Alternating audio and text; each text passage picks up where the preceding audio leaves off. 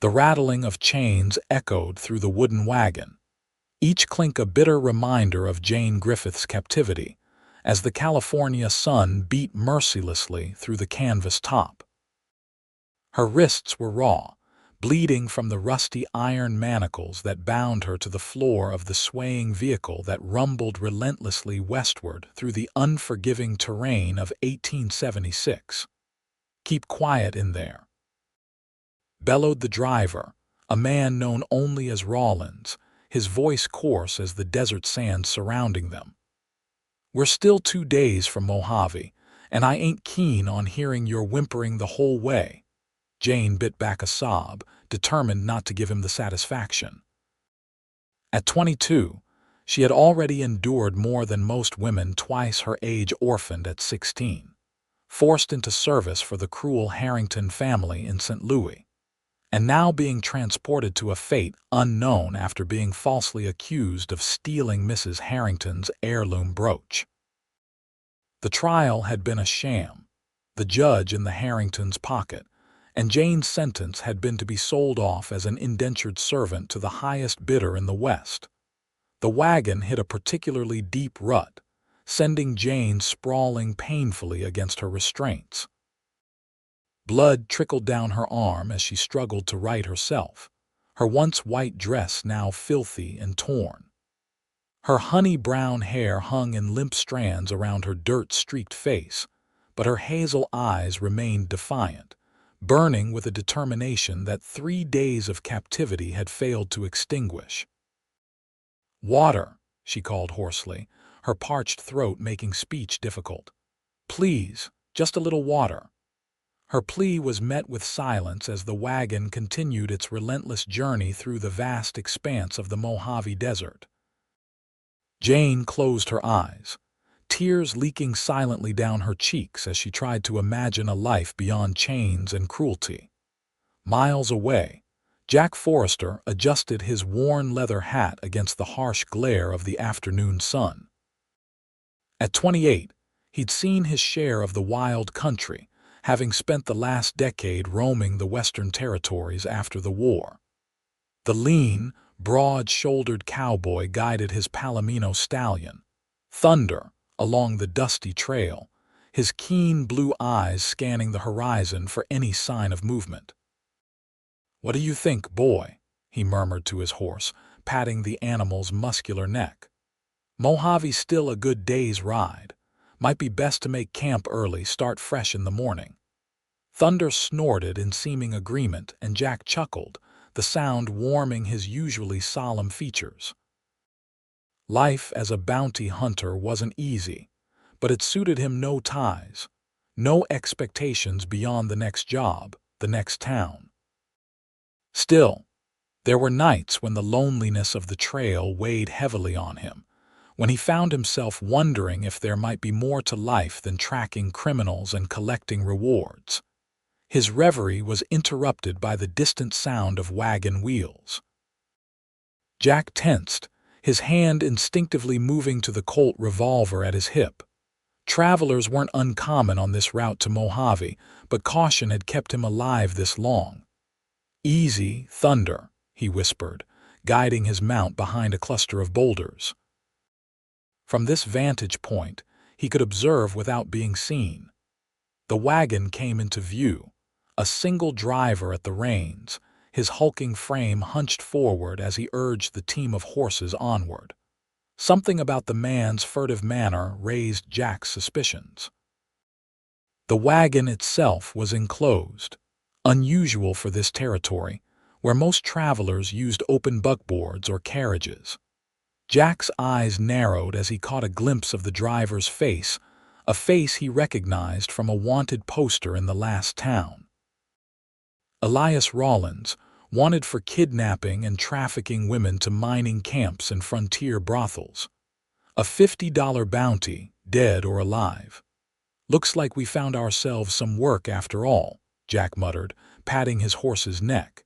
He would follow at a distance, wait for nightfall.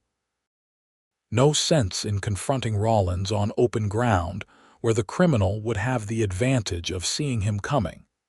As the sun began its descent behind the craggy mountains, Jack kept the wagon in his sights, maintaining enough distance to avoid detection. When Rollins finally made camp in a small ravine, Jack tethered Thunder in a hidden spot and approached on foot, moving silently through the gathering darkness. From his position behind a cluster of scrub oak, Jack could see Rollins building a fire. What caught his attention, however, was the movement from within the wagon and the unmistakable sound of chains. "Someone's in there," he whispered to himself, anger building in his chest. Jack had seen enough injustice in his lifetime to recognize it when it crossed his path. Whatever bounty Rollins might bring would be secondary to freeing whoever was locked inside that wagon. Jack watched patiently as Rollins finished his meal and took a long pull from a whiskey bottle. The large man's movements grew increasingly unsteady as he consumed more alcohol, finally slumping against a rock, the bottle dangling from his thick fingers. Moving with the stealth of a mountain lion, Jack crept toward the wagon. The soft, muffled sound of weeping reached his ears as he drew closer, confirming his suspicions. Someone was indeed imprisoned inside. "Hello," he whispered, pressing his face near the canvas cover at the back of the wagon. "Is someone in there?" The weeping abruptly stopped. "Who's there?" Came a woman's voice, tremulous but determined. "Name's Jack Forrester. I'm going to get you out of there. Please." The voice begged, hope and fear mingling in that single word. "He plans to sell me in Mojave. I've done nothing wrong." Jack's jaw tightened. "Don't worry, madam. You'll be free soon." He carefully lifted the canvas flap and peered inside. In the dim moonlight, he could make out a young woman chained to the floor of the wagon, her wrists bloody, her clothes torn and dirty. Despite her condition, there was a dignity in her posture, a fire in her eyes that spoke of an unbroken spirit. "Those chains," Jack said, examining the heavy padlock that secured them. "I'll need to shoot the lock. It'll make noise, but I don't see another way." "He's a heavy sleeper when he drinks," the woman said, nodding toward Rollins' slumped form by the dying fire. "But please hurry." Jack drew his revolver, placing the barrel carefully against the lock. "Turn your face away and cover your ears," he instructed softly. The woman complied, and Jack took a deep breath before pulling the trigger. The shot rang out, impossibly loud in the quiet night, but it did its job. The lock shattered, falling away from the chains. "Come quickly," Jack urged, helping the woman free herself from the loosened restraints. Her skin was warm beneath his calloused hands, despite the chill of the night air. "What's your name?" "Jane," she replied, wincing as she moved her injured wrists. "Jane Griffith." A shout from the campfire interrupted their introduction. Rollins was awake, stumbling to his feet, rage contorting his features as he fumbled for his gun. "You thieving bastard," Rollins roared. "That's my property you're stealing." Jack pushed Jane behind him, raising his revolver. "A human being isn't property, Rollins. The law is looking for you, and I aim to collect that bounty." Rollins fired wildly, the bullet splintering the wagon's side panel inches from where they stood. Jack returned fire with precision born of years of practice, his bullet finding its mark in Rollins' shoulder, sending the larger man crashing back to the ground, howling in pain. "Can you ride?" Jack asked Jane, never taking his eyes off the wounded Rollins. "Yes," she answered, her voice steadier now. "Then let's go. My horse is just over that ridge." Jack kept his gun trained on Rollins as they backed away from the wagon. The injured man cursed and threatened, but made no move to follow, as blood seeped through his fingers pressed against his wounded shoulder. Thunder nickered softly as they approached, the Palomino's ears pricking forward at the sight of his master. Jack helped Jane mount, noting how she swayed with exhaustion despite her brave front. "Hold tight," he instructed, swinging up behind her. We'll put some distance between us and Rollins, then find a safe place to rest." Jane nodded, her body tense against his chest as thunder carried them away from the campsite and into the desert night. Jack could feel her trembling, whether from cold, fear, or relief, he couldn't tell.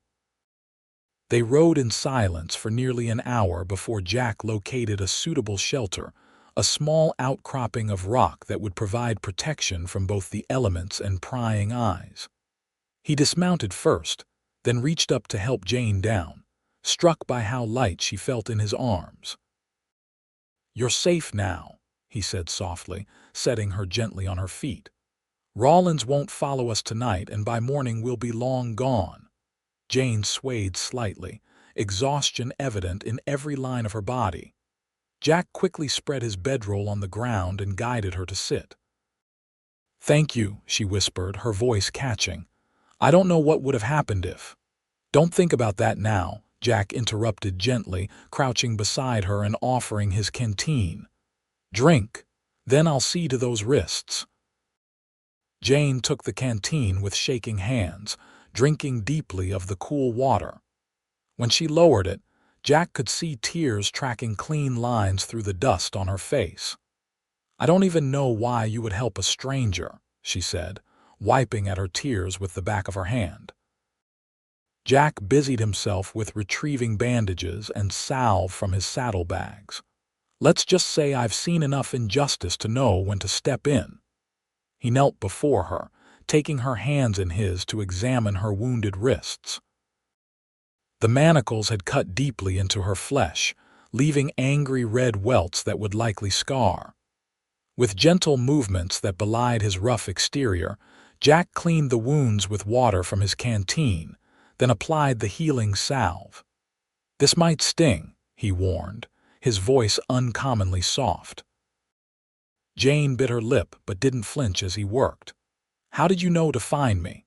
"I didn't," Jack admitted, carefully wrapping clean strips of cloth around her wrists. "I recognized Rollins from a wanted poster. He's known for trafficking women to mining camps and other unsavory places. The bounty on him is substantial." "So you're a bounty hunter," Jack nodded, securing the bandages with practiced efficiency. "For the past 5 years. Before that, I was just drifting, trying to find my place after the war." "You fought in the war?" Jane asked, studying his face with new interest. "Union cavalry," Jack replied, a shadow crossing his features. "Joined up when I was 18, saw things no man should see.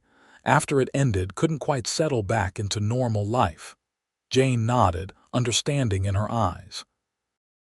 "My father never came home from the war.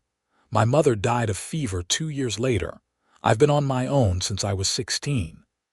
Jack finished tending to her wounds and sat back on his heels. "And how did you end up chained in Rollins' wagon?" Jane's expression hardened. "I was a housekeeper for a wealthy family in St. Louis. The mistress of the house accused me of stealing her brooch when it went missing. I didn't take it, but no one believed me. The judge sentenced me to indentured servitude, and Rollins was paid to transport me to my new master in Mojave." "Indentured servitude is just another name for slavery," Jack said grimly. "And it's illegal now, has been since after the war. Laws don't seem to matter much to people with money and influence," Jane replied bitterly. Jack couldn't argue with that. He'd seen too much corruption in his travels to deny the truth of her words. "You should rest," he said instead, rising to his feet. "We have a long ride tomorrow if we want to stay ahead of Rollins." "Where will we go?" Jane asked, sudden uncertainty clouding her features. Jack hesitated. He hadn't thought that far ahead. "There's a small settlement about a day's ride west of here, Cedar Creek. It's not much, but they've got a sheriff I trust. We can report what happened, make sure charges are filed against Rollins and that family that sold you off." "And then what?" Jane's question hung in the air between them. Jack had no answer. His life wasn't meant for companionship, always moving, always hunting. Yet something about this woman, Her courage in the face of adversity stirred feelings he'd long thought buried. "We'll figure that out when we get there," he finally said. "For now, you need sleep." He offered her his bedroll, but Jane shook her head.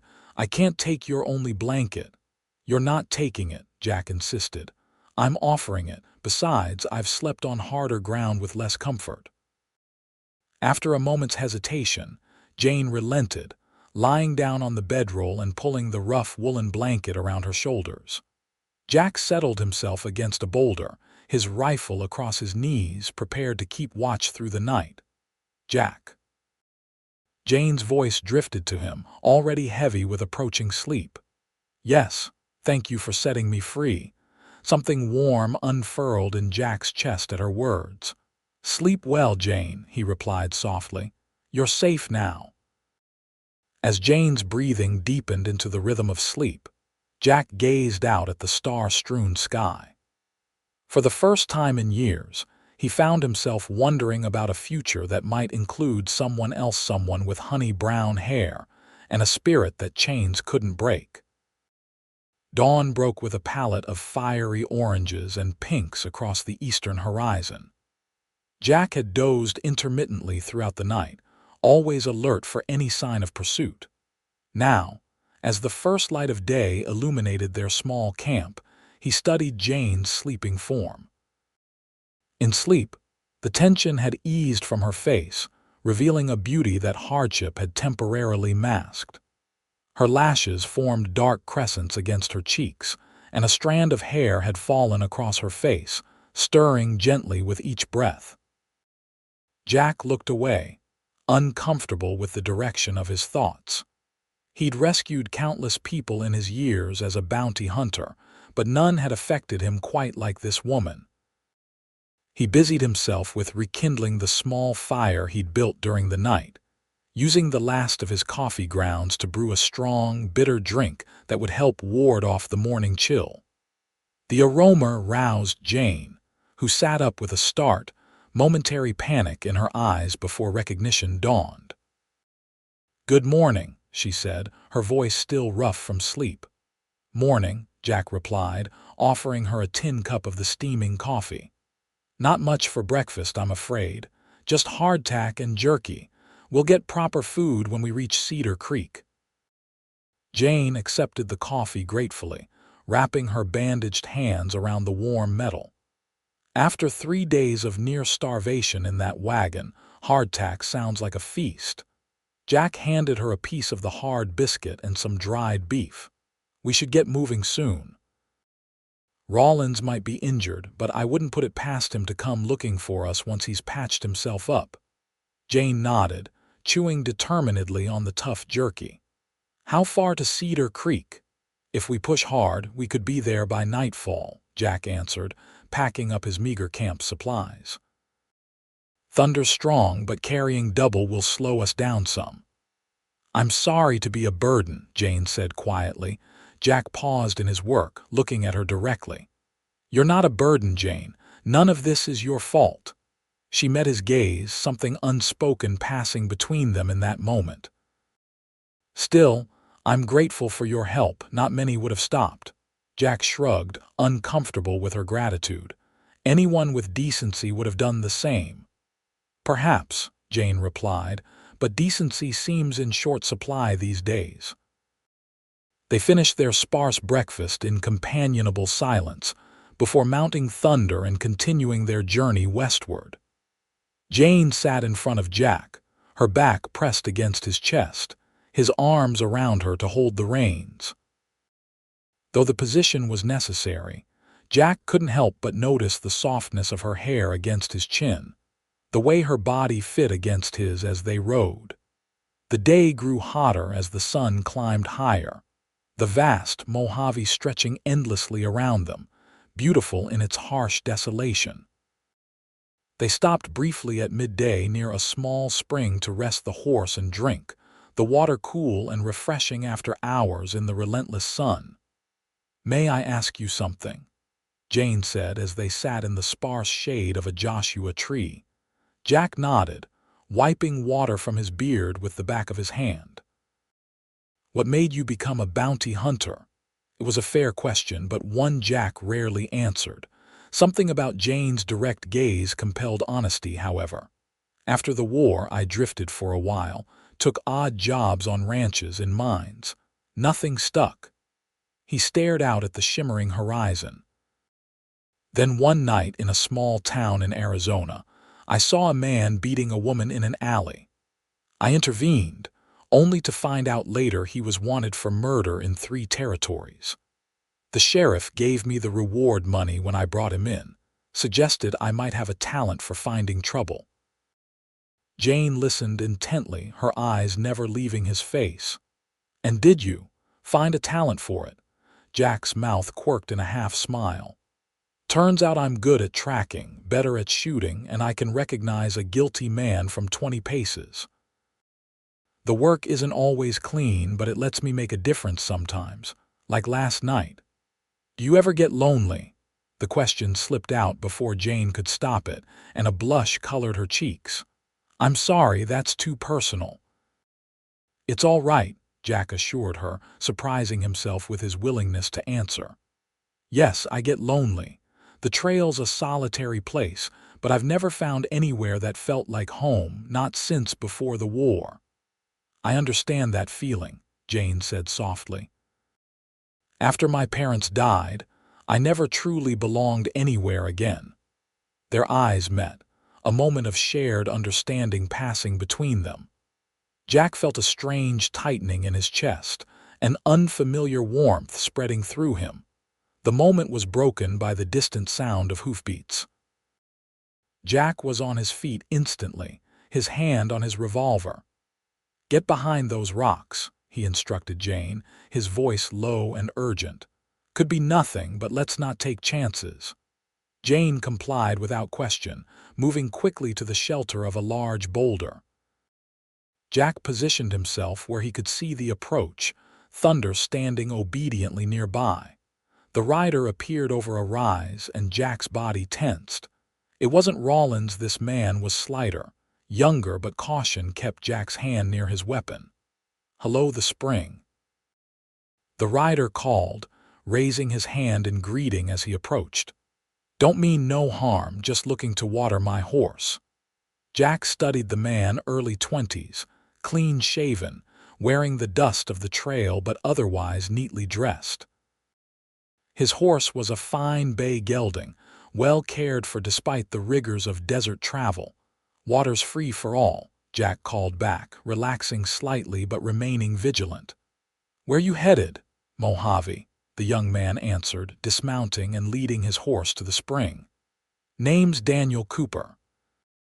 I'm a journalist for the San Francisco Chronicle, doing a piece on frontier settlements. Jack nodded but offered no introduction of his own.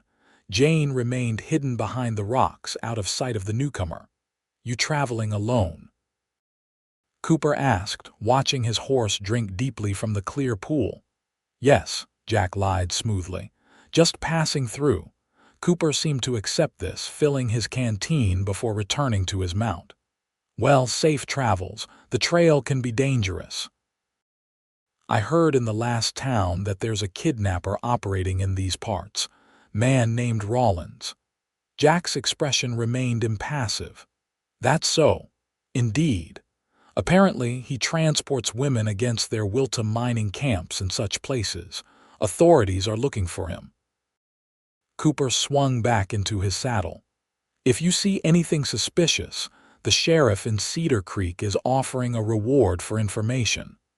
I'll keep that in mind, Jack replied, watching as the young journalist tipped his hat and urged his horse onward. Once Cooper was well out of sight, Jane emerged from her hiding place. Do you think he was telling the truth? About being a journalist seemed genuine enough, Jack said, though his eyes still scanned the horizon warily. But it means word about Rollins is spreading. That's good for us, more eyes looking for him. They mounted up again and continued their journey, more alert now for any sign of pursuit. The afternoon stretched on, the heat becoming oppressive as thunder carried them steadily westward. Jane grew quiet, and Jack could feel her exhaustion in the way she leaned more heavily against him. "Not much further," he assured her as the sun began its descent. "See those hills ahead? Cedar Creek lies just beyond them." Jane nodded wearily, her head briefly resting against his shoulder before she caught herself and straightened. The small gesture of trust affected Jack more than he cared to admit. As they crested the final hill, the settlement of Cedar Creek came into view, a collection of wooden buildings strung along a main street, smoke rising from chimneys as the evening meal was prepared in various homes. It wasn't much compared to the cities back east, but to travelers who had spent days in the wilderness, it was a welcome sight. "We'll go straight to Sheriff Daniels," Jack decided, guiding Thunder down the slope toward the town. "He's a good man, Fair. He'll help us sort this out." The sheriff's office was a small wooden building with a jail attached to the back. 2 cells, rarely both occupied at once in the peaceful settlement. Sheriff Thomas Daniels was sitting on the porch as they rode up, his weathered face breaking into a smile of recognition at the sight of Jack. "Forrester, didn't expect to see you back so soon. Thought you were headed to Arizona territory." His smile faltered as he noticed Jane, taking in her disheveled appearance and bandaged wrists. "What's happened here?" Jack dismounted, then helped Jane down, supporting her when her legs threatened to buckle after the long ride. "Tom, this is Jane Griffith. She needs your help. We both do." Inside the sheriff's office, over cups of strong coffee, Jack related the events of the previous night, while Jane added details about her false accusation and sentencing in St. Louis. Sheriff Daniels listened intently, his expression growing grimmer with each revelation. "This is a serious matter," he said when they had finished. "Kidnapping, illegal sentencing to servitude, these are federal crimes. I'll wire the marshal in San Bernardino immediately." "What about Rollins?" Jack asked. "He's still out there, wounded but dangerous." "I'll organize a search party at first light," Daniels promised. "In the meantime, Miss Griffith needs rest and proper medical attention." He turned to Jane. "Mrs. Sullivan runs the boarding house across the street. She's a kind woman, a widow. She'll take good care of you." "I have no money," Jane admitted, embarrassment coloring her cheeks. "Everything I owned was taken from me in St. Louis." "Don't worry about that now," Jack said before the sheriff could respond. "I've got money enough." Sheriff Daniels nodded approvingly. "I'll go speak with Clara Sullivan now, explain the situation. Jack, why don't you take Miss Griffith over to Doc Wilson's place first? Those wrists need proper tending." Jane's face paled slightly. "Is that really necessary? Mr. Forrester did a fine job bandaging them." Jack recognized fear in her eyes, fear of more pain, of strangers, of being vulnerable again.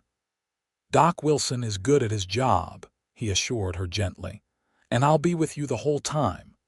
The tension in Jane's shoulders eased somewhat at his words. "All right," she agreed, rising from her chair with as much dignity as her exhausted state allowed.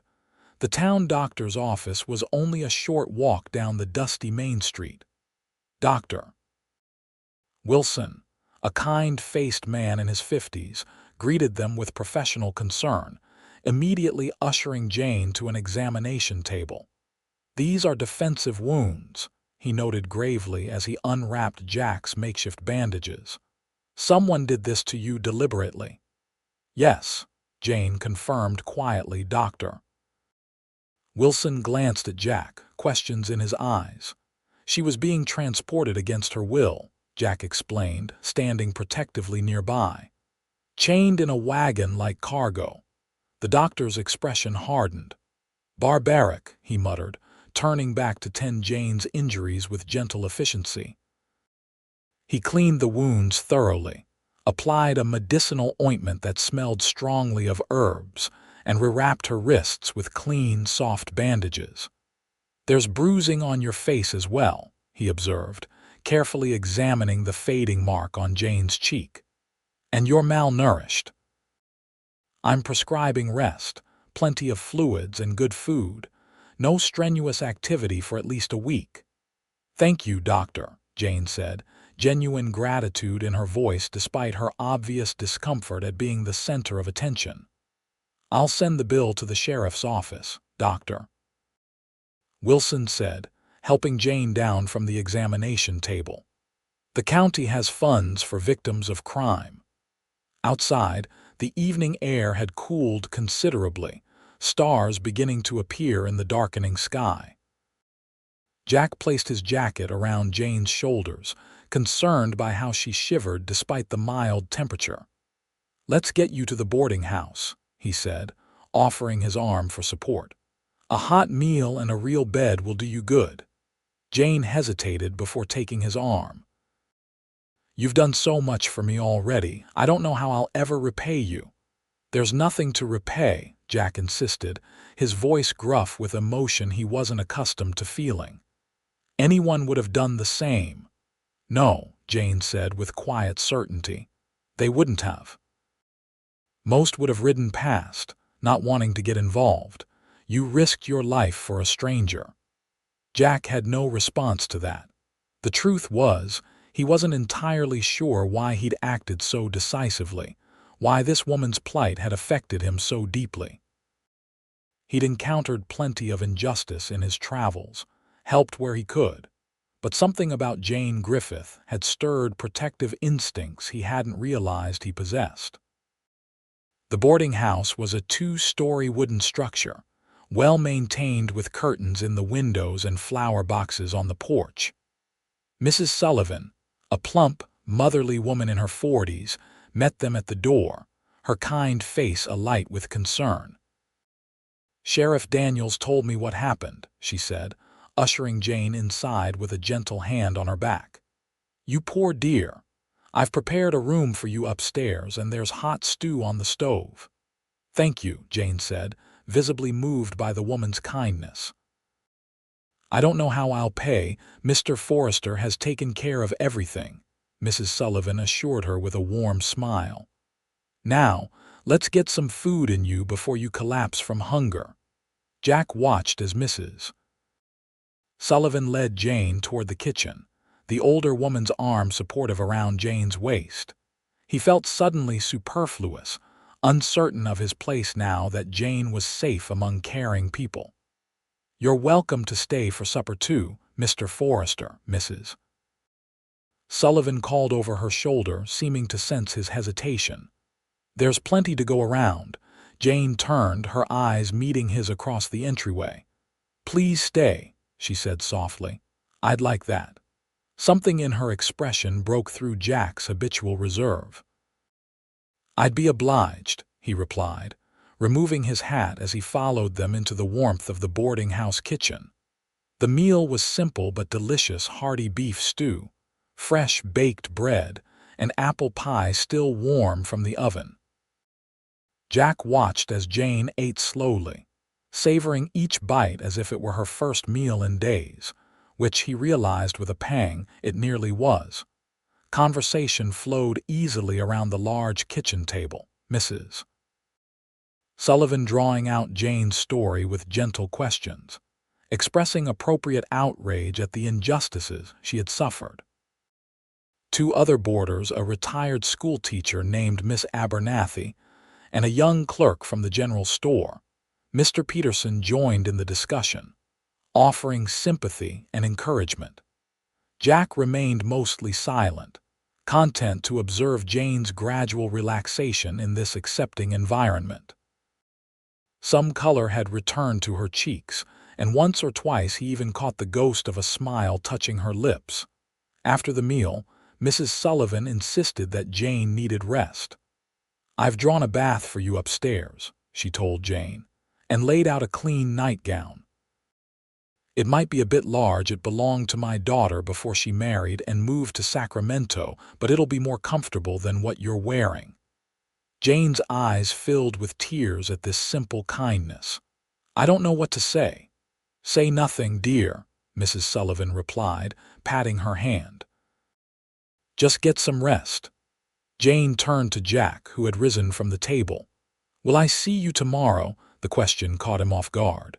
His normal pattern would be to collect his bounty and move on to the next job, the next town. But the thought of leaving Jane so soon after finding her stirred an unexpected resistance within him. "I'll be here," he promised. "I need to help the sheriff track down Rollins, make sure he faces justice." Relief flickered across Jane's features. "Thank you for everything." Jack nodded, suddenly awkward under the curious gazes of the other boarders. "Get some rest," he said, echoing Mrs. Sullivan's advice. "You're safe here." With a tip of his hat to the company, Jack took his leave, stepping out into the cool night air. Instead of heading directly to the hotel where he usually stayed when in Cedar Creek, he found himself walking toward the sheriff's office, his mind full of Jane Griffith and the unexpected turn his life had taken in the span of a single day. Sheriff Daniels was still at his desk when Jack entered, writing what appeared to be an official report. "Just the man I wanted to see," the sheriff said, setting down his pen. "I've wired the federal marshal and the authorities in St. Louis. They'll want statements from both you and Miss Griffith." Jack nodded, taking a seat across from the lawman. "What about Rollins?" "I've organized a posse for First Light. 6 men, good trackers. If he's still in the territory, we'll find him." Daniels leaned back in his chair, studying Jack's face. "You look troubled, my friend." Jack hesitated, unaccustomed to discussing personal matters. But Thomas Daniels was perhaps the closest thing he had to a friend in these parts, and the sheriff had a wisdom born of years enforcing the law in frontier territories. "I'm not sure what happens next," Jack admitted. "For Jane, Miss Griffith." Daniels nodded thoughtfully. "She's been through a terrible ordeal. Once the authorities clear her name, she'll be free to go wherever she chooses." "She has nowhere to go," Jack said, a note of protectiveness creeping into his voice. "No family, no money." "Cedar Creek could use a young woman of her character," Daniels suggested. "Mrs. Sullivan mentioned just last week that she could use help at the boarding house.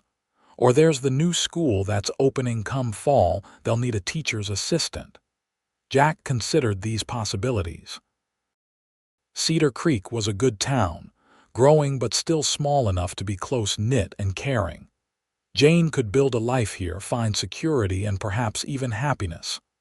"And what about you, Jack?" Daniels asked, his keen eyes missing nothing. "Will you be moving on as usual, or might you be reconsidering your wandering ways?" The question struck at the heart of the uncertainty Jack had been feeling since meeting Jane. For years, he'd avoided putting down roots, convinced that the nomadic life of a bounty hunter suited him best. Now, for the first time, he found himself questioning that conviction. "I haven't thought that far ahead," he answered honestly. Daniels smiled knowingly. "Well, you might want to start." A man reaches a point where the trail gets lonesome, where catching the next outlaw doesn't satisfy like it used to. When that happens, it's usually because something or someone is pulling him toward a different kind of life.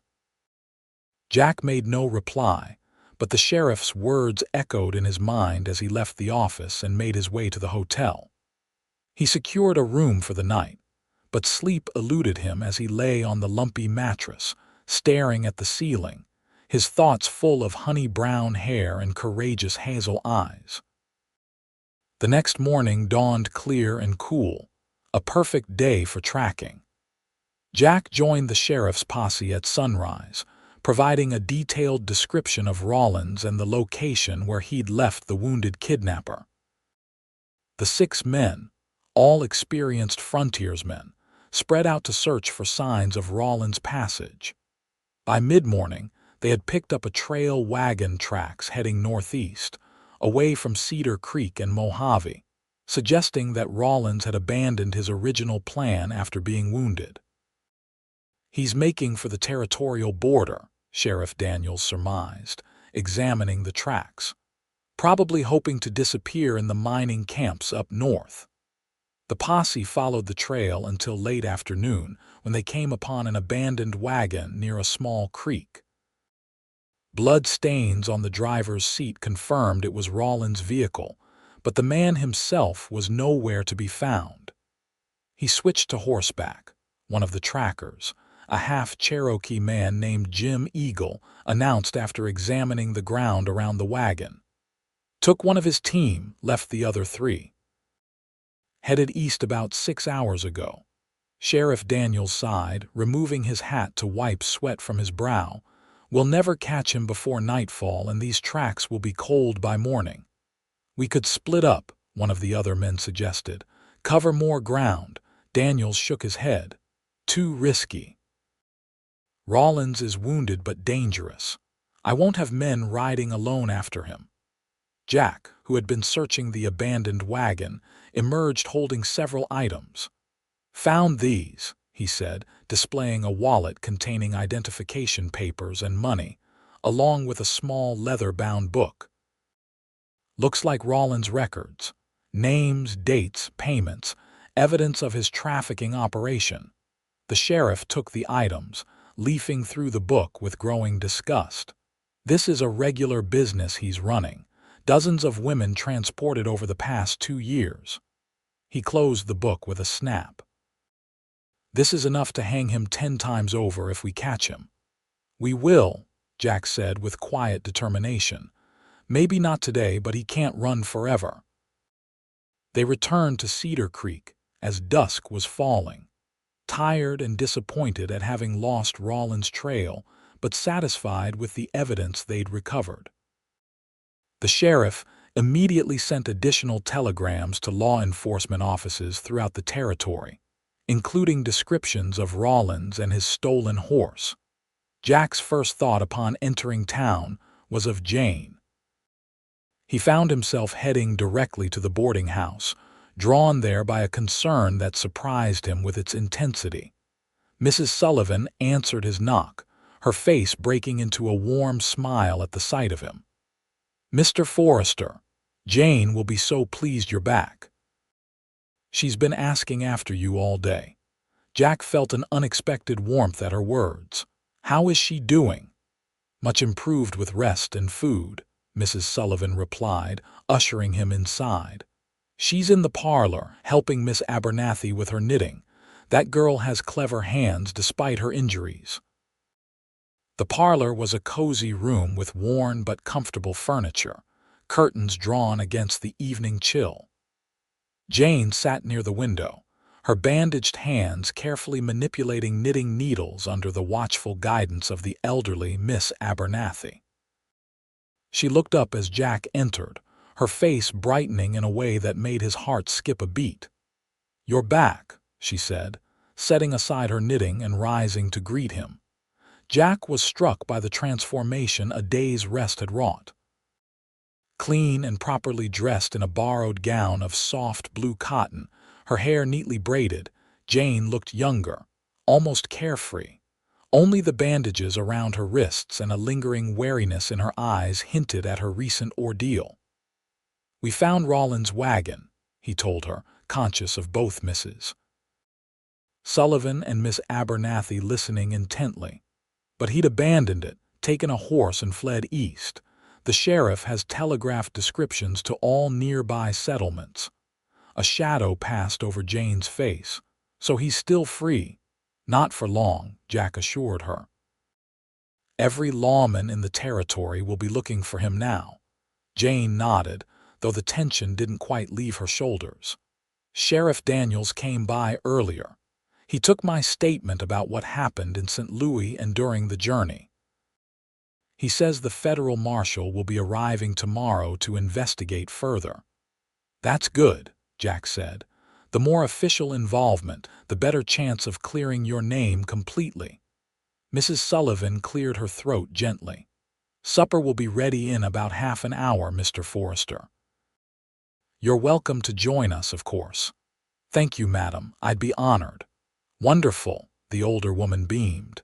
Jane, why don't you show Mr. Forrester the garden while I finish the cooking? The evening air would do you both good after such a day." Jane glanced at Jack questioningly, and he nodded his agreement. She led the way through the kitchen to a small back garden where vegetables and herbs grew in neat rows, interspersed with flowers that added color to the practical space. "Mrs. Sullivan has been so kind," Jane said as they walked slowly along the garden path. "She's offered me a position helping her run the boarding house. Room and board plus a small wage. Are you considering it?" Jack asked, studying her profile in the fading light. Jane nodded. "It seems like a good opportunity. Cedar Creek is a nice town and I have nowhere else to go." She paused, turning to face him directly. "What about you? Will you be leaving soon?" The directness of her question caught him off guard, though he should have expected it. Jane Griffith was not a woman who shied away from difficult conversations. "I hadn't decided," he answered truthfully. "My work usually takes me from town to town, following where the bounties lead." "Of course," Jane said, looking away. "I understand." Something in her tone made Jack reach out, gently turning her face back toward his. "But I'm finding I don't have the same desire to move on that I usually do." Hope flickered in Jane's eyes, quickly tempered by caution. "Because of Rollins, you want to see him brought to justice?" "Partly," Jack admitted, "but there's more to it than that." Their eyes held, a current of unspoken feeling passing between them. Jack was acutely aware of her nearness, of the softness of her cheek beneath his calloused fingers. He had known this woman less than 2 days, yet she had somehow broken through defenses he'd spent years building. The moment was interrupted by Mrs. Sullivan calling from the back door, announcing that supper was ready. Jack reluctantly dropped his hand, offering his arm instead to escort Jane back inside. The meal was as enjoyable as the previous evenings, the conversation flowing easily among the boarding house residents. Jane seemed more animated, joining in the discussion about local happenings, and even laughing at a story Mr. Peterson told about a mishap at the general store. Jack found himself watching her throughout the meal, captivated by this glimpse of the woman she might have been before hardship and injustice had entered her life. There was a natural grace to her movements, an intelligence in her observations that spoke of education and refinement beneath the surface strength that had helped her survive. After supper, as the boarders retired to their rooms or settled in the parlor for evening activities, Jack prepared to take his leave. Jane walked with him to the front door, a slight nervousness in her manner. "Will I see you tomorrow?" she asked, echoing her question from the night before. "Yes," Jack replied without hesitation. "The marshal will want to speak with both of us about Rollins." Jane nodded, seemingly relieved. "I wanted to thank you again for everything you've done, not just the rescue, but for believing in me, for treating me with respect when so many others didn't." Jack felt a rush of emotion at her words. "You don't need to thank me for treating you like the strong, remarkable woman you are." A blush colored Jane's cheeks, visible even in the dim light of the entryway. "No one has ever described me that way before." "Then they weren't really seeing you," Jack said simply. Their eyes met again, the connection between them deepening with each shared moment. Jack found himself leaning closer, drawn by an invisible force he couldn't name. Jane's lips parted slightly, her gaze dropping to his mouth and then back to his eyes.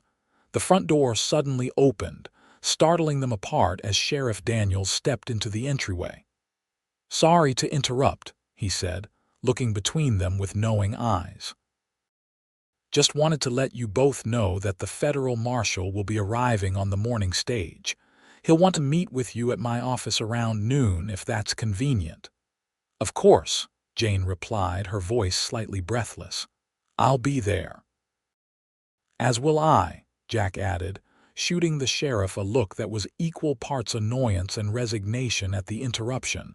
Daniels suppressed a smile. "Good night, then." Miss Griffith, Mrs. Sullivan."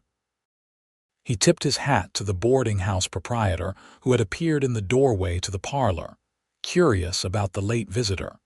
Jack took his cue to leave as well, bidding the women good night before following the sheriff outside. They walked together in silence for a few moments before Daniels spoke. "She's quite a woman," the sheriff observed casually. "Yes, she is," Jack agreed, not bothering to pretend ignorance of whom they were discussing. "Got spirit, intelligence. Pretty too, once you look past the marks of what she's been through." Jack made a non-committal sound, unwilling to reveal too much of his feelings, even to Daniels. The sheriff chuckled, clapping Jack on the shoulder. "Don't worry, I won't pry. Just remember what I said yesterday about a man reaching a point in his life when the trail gets lonesome." With that, Daniels bid him good night and headed toward his office, leaving Jack to ponder his words as he made his way back to the hotel. The federal marshal, a stern-faced man named Howard Grant, arrived as scheduled the next morning. Jack and Jane met with him at the sheriff's office, recounting their experiences in detail. Marshal Grant took copious notes, particularly interested in the ledger recovered from Rollins' wagon. "This is evidence of a widespread trafficking operation," he explained, carefully turning the pages of the small book. "Names, dates, amounts paid. Rollins wasn't working alone, he was part of a network that extends from St. Louis to California. Will this help clear my name?" Jane asked, her hands clasped tightly in her lap.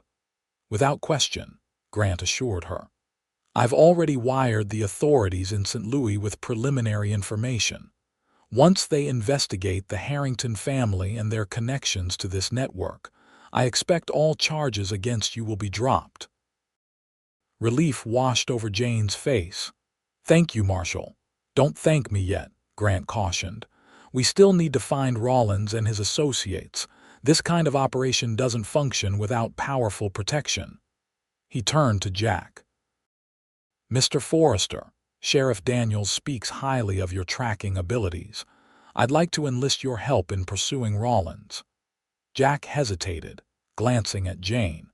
The thought of leaving Cedar Creek, leaving her even temporarily, filled him with unexpected reluctance. Jane met his gaze, understanding in her eyes. "You should go," she said softly. "No one else should suffer what I did. If you can help stop these men, you must." Her selflessness in that moment, her concern for others despite her own recent trauma, cemented something in Jack's heart that had been building since the moment he'd first seen her chained in that wagon. "I'll help," he told Marshal Grant. "But I have a condition." The marshal raised an eyebrow. "Which is? When we return, I want guarantees that Miss Griffith will receive compensation for her ordeal, money to start a new life, official documentation clearing her name." Grant nodded slowly. "That can be arranged. The federal government has funds for victims of such crimes." "Then I'll ride with you," Jack agreed. The marshal stood, gathering his notes. "We leave at first light tomorrow. I expect the pursuit may take several weeks, possibly longer if Rollins has crossed into another territory." After Grant departed to send more telegrams, Jack and Jane walked slowly back toward the boarding house, the weight of his imminent departure hanging between them. "Several weeks is a long time," Jane said finally, breaking the silence. "Yes," Jack agreed. "But finding Rollins is important, not just for justice, but for your safety. As long as he's free, he poses a potential threat to you." "I understand." Jane stopped walking, turning to face him directly. "Jack, I want you to know that whatever happens, whether you return to Cedar Creek or continue on your way afterward, I will always be grateful for what you did for me." Jack took her hands gently in his, mindful of her healing wrists. "Jane, I need to say something before I go." She looked up at him expectantly, sunlight catching in her hair, turning it to gold. "I've spent years drifting from place to place, never staying anywhere long enough to form attachments. I told myself that's how I preferred it, no ties, no responsibilities beyond the next job. He paused, searching for words to express feelings he was only beginning to understand himself. And now, Jane prompted softly when he didn't continue, now I find myself thinking about what it might be like to stop drifting, to have a place to return to, a reason to come back.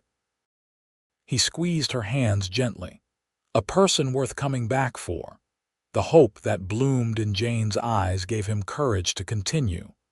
I can't make promises about the future yet.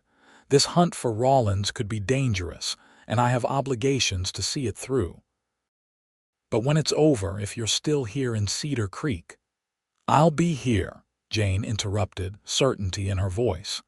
I have nowhere else I'd rather be. The honesty of her response, the courage it took for her to express such feelings after all she'd endured, moved Jack deeply. Acting on impulse, he leaned forward and pressed his lips gently to hers. The kiss was brief, but charged with promise, a commitment made without words, a pledge to explore what might exist between them when he returned. When they parted, Jane's cheeks were flushed, her eyes bright with emotion. I should go pack, Jack said reluctantly. Dawn comes early. Jane nodded, understanding in her expression. Be careful, Jack. Come back safely.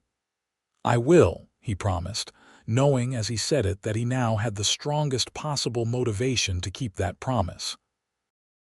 The pursuit of Elias Rollins took Jack and Marshall Grant on a winding journey through 3 territories over the course of 6 long weeks. They tracked the fugitive through mining camps and frontier settlements, always a few days behind, but never losing his trail completely. In a remote cabin in the Colorado mountains, they finally cornered Rollins along with 2 associates, men whose names appeared in his ledger as part of the trafficking network.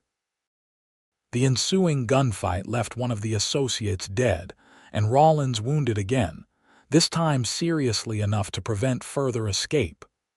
You're finished, Rollins, Marshall Grant declared as they secured the prisoners for transport. Your operation is dismantled, your associates either in custody or on the run. The women you've harmed will see justice done. Throughout the long pursuit, Jack had thought constantly of Jane, wondering how she was faring in Cedar Creek, if she was truly healing from her ordeal, if she still waited for his return as she had promised. Each night under the stars, he found himself planning a future he had never before allowed himself to imagine, a future with roots, with purpose, with love.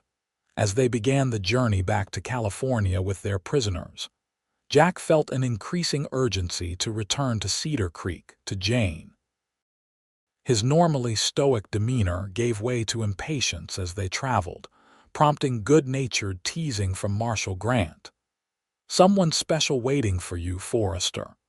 The lawman asked as they made camp one evening, their destination now just days away. Yes, Jack admitted simply, no longer feeling the need to hide his feelings. Grant nodded approvingly. Good. A man needs something beyond the job, something to come home to. I've been married 30 years, and every time I ride out, the best part is knowing my Sarah is waiting when I return. The words resonated with Jack, confirming the decision he had made during the long weeks of pursuit. When they finally rode into Cedar Creek on a bright autumn morning, his heart raced with anticipation and a touch of nervousness he wasn't accustomed to feeling. Sheriff Daniels met them at the jail, helping to secure Rollins and his remaining associate in the cells. Good work, gentlemen, he commended, observing the prisoners with satisfaction. The federal judge will be arriving next week for the preliminary hearing. How is Miss Griffith? Jack asked, unable to contain the question any longer. The sheriff smiled knowingly. She's well. Working at the boarding house, made quite a place for herself in the community these past weeks. She asks about you every time I see her. Relief and joy surged through Jack at these words. "I need to clean up," he said, looking down at his trail-worn clothes and several days' growth of beard. "Then I'm going to see her." An hour later, bathed and shaved, wearing his cleanest shirt and feeling more nervous than he had facing down armed outlaws, Jack walked up the steps of the boarding house. Before he could knock, the door swung open, revealing Jane standing there as if she had sensed his approach. "Jack," she breathed, her eyes drinking in the sight of him. She was more beautiful than he remembered. Her face had filled out with proper nutrition. Her hair shone with health, and the haunted look had faded from her eyes, replaced by a quiet confidence. The bandages were gone from her wrists, though faint scars remained as reminders of her ordeal. "You're back," she said, joy illuminating her features. "I promised I would be," he replied, his voice husky with emotion. They stood looking at each other for a long moment, neither quite believing the other was really there, until Mrs. Sullivan's voice called from inside. "For goodness sake, Jane, invite the man in before the whole town starts gossiping more than they already are." Jane laughed, the sound washing over Jack like a healing balm after weeks of hardship. She took his hand, pulling him inside, and he followed willingly, knowing he would follow her anywhere she led, in the parlor, over tea and Mrs. Sullivan's famous apple pie. Jack recounted the pursuit and capture of Rollins, careful to spare Jane the more disturbing details while ensuring she knew the man who had hurt her would face justice. "Marshal Grant says all charges against you have been officially dropped," he told her. "The Harrington family is under investigation for their part in the trafficking operation, and there will be compensation, as I requested enough for you to start fresh wherever you choose." "I've already started fresh," Jane said, her eyes never leaving his face. "Here in Cedar Creek, Mrs. Sullivan has offered me a partnership in the boarding house. She has no children to inherit the business and says I have a natural talent for it." "That's wonderful," Jack said sincerely, pleased that she had found a place where she was valued and appreciated. "And what about you?" Jane asked, the question hanging between them as it had the day he left. "Will you be moving on soon? Back to bounty hunting?" Jack set down his teacup deliberately, his decision already made. "No, I'm done with that life." Hope flickered in Jane's eyes. "What will you do instead?" "Sheriff Daniels offered me a position as deputy," Jack revealed. "Said Cedar Creek is growing fast enough to need another lawman. It would mean staying in one place, being part of a community." He reached across the table, taking her hand in his. "Being near you." Jane's fingers tightened around his. "I would like that very much." "I can't offer much, Jane," Jack said honestly. "A deputy's pay isn't grand, and I've saved some from bounty hunting, but not enough for luxury." "I don't need luxury," Jane interrupted.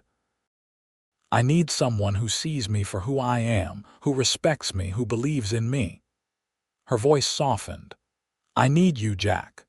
The simplicity of her declaration, the courage it took for her to express such feelings after all she had endured, moved him deeply. "I love you, Jane Griffith," he said, the words coming easily now that he had accepted the truth of them. "I think I started falling in love with you the moment I saw your spirit shining through despite those chains." Tears glistened in Jane's eyes. "I love you too. You gave me back my freedom, my dignity. You saw value in me when I had forgotten it myself." Jack stood, drawing her to her feet and into his arms. This time when he kissed her, there was no hesitation, no uncertainty, only the certainty that they had found in each other something rare and precious. A love forged in adversity and strengthened by shared courage. 3 months later, on a crisp winter morning, Jack Forrester and Jane Griffith were married in the small church in Cedar Creek. Sheriff Daniels stood as Jack's best man, while Mrs. Sullivan, now Jane's business partner and dear friend, served as matron of honor. The boarding house thrived under their joint management, gaining a reputation throughout the territory for its comfort and hospitality. Jack proved an excellent deputy, his experience as a bounty hunter serving him well in keeping the peace in the growing settlement. Elias Rollins and his associates were tried, convicted, and sentenced to lengthy prison terms for their crimes. The federal investigation sparked by Jack's discovery of the ledger led to the dismantling of the entire trafficking network, saving countless women from the fate Jane had so narrowly escaped. 1 year to the day after Jack had shot the lock and set Jane free from her chains, they stood together on the porch of the small house they had purchased on the outskirts of Cedar Creek, watching the sunset paint the western sky in hues of gold and crimson. "You ever miss it?" Jane asked, leaning against her husband's solid frame. The open trail, the freedom to go wherever the wind takes you. Jack's arm tightened around her waist as he looked down into her upturned face. "Not for a moment," he answered truthfully. "I thought I was free then, but I was just running." "True freedom came when I found you." Jane smiled, placing her hand over his where it rested against her slightly rounded stomach, evidence of the child that would join their family in the spring. "I used to think freedom meant having no chains," she mused. "Now I understand it's about choosing the bonds that give your life meaning." Jack kissed her tenderly, marveling at the journey that had brought them together: a desperate rescue in the desert, a shot lock, a woman set free. What had begun as an act of basic human decency had blossomed into the greatest love and the richest life he could have imagined. As twilight deepened into night, they remained on the porch, two souls who had found in each other not just rescue, but redemption, a home not made of wood and nails, but of shared dreams and enduring love.